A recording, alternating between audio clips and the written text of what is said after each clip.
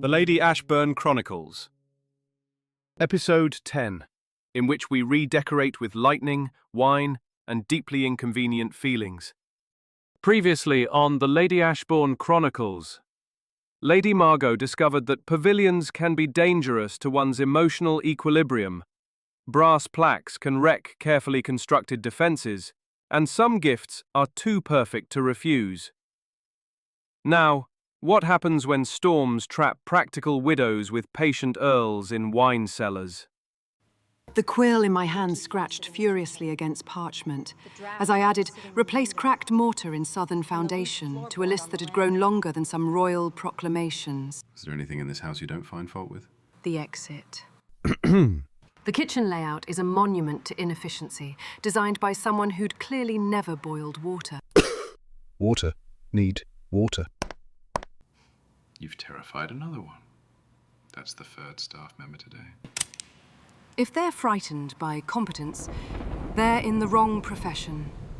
Now, I need to inventory the cellars before... Through the windows, I watch skies darken from grey to charcoal in the span of a breath. Change more than the weather. Perhaps the cellars can wait. The elements don't dictate my schedule. 30 minutes later, I stood in the wine cellar, lantern held aloft, silently cursing both the elements and my schedule. The cellar stretched into shadows beyond my light's reach. Barrels lined the walls in neat rows, interspersed with racks of bottles, layered with enough dust to plant crops.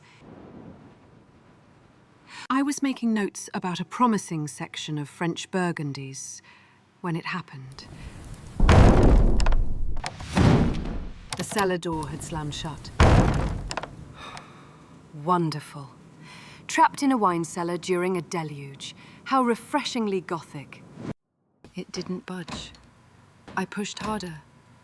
Nothing. I rammed it with my shoulder. Dignity be damned. The door remained smug in its solidity. Hello? The door is stuck.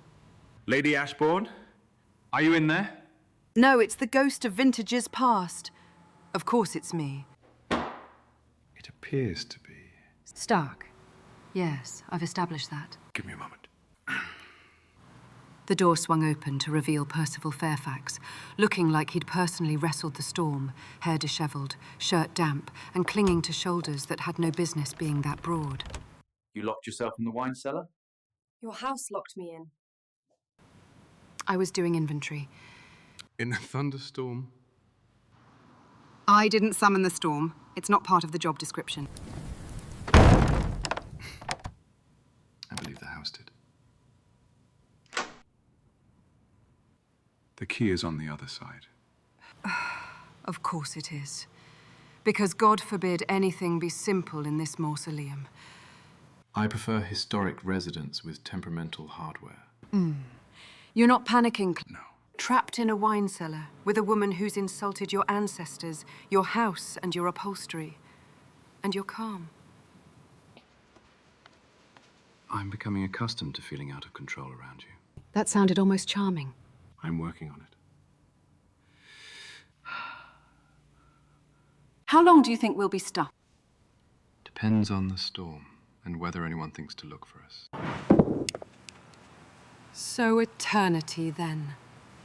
You don't do this often, do you? Be trapped with beautiful women in cellars? Surprisingly, no. No. This. Real conversation. No wit as armor, no title as shield. Just here. You terrify me. Good. Since we appear to be guests of my wine collection for the foreseeable future, we might as well conduct a proper tasting. Oh, look! Here we are. A 1790 vintage bottle. Is that the year or the proof? Both, possibly. Only one way to find out. 2 unexpected adventures. To adequate ventilation. We sipped in silence as the storm continued its assault above. The cellar felt increasingly smaller, though its dimensions hadn't changed. I always assumed you were cold. I am. You're not. Around you, I'm anything but cold. In its wavering light, his face seemed different. Less the polished Earl, more the man who'd been falling asleep over architectural plans that morning. This storm reminds me of the night I arrived. Your house seemed determined to wash me back to London. Perhaps it was testing you. Reventhorn doesn't suffer fools gladly. And what's the verdict? Still under review. Tell me about this wine. 1783, that's practically ancient. My grandfather's vintage. He laid it down the year he inherited. Said he was saving it for something extraordinary. And you're wasting it on a trapped house critic. Am I wasting it? Tell me about Great-Aunt Lavinia's ghost. Ah, Lavinia. Family legend claims she haunts the East Wing, searching for her lost love letters. Sounds like she was theatrical in life as well. According to Mother's journals, she was devastatingly romantic, always falling passionately in love with unsuitable men. She apparently had a weakness for charming scoundrels who wrote poetry. How inconvenient for the family. Terribly. When I looked up, still smiling, I found his gaze fixed on my mouth with an intensity that made my pulse flutter wildly. The laughter died in my throat. You should do that more often. What? Laugh like that. Without calculating whether it's appropriate or proper or what anyone might think. It's beautiful. I realized with a start that we'd both moved closer during our conversation. My fingers rested on the rough wooden crate, barely inches from his. I needed to find a distraction. The East Wing restoration. You mentioned the history.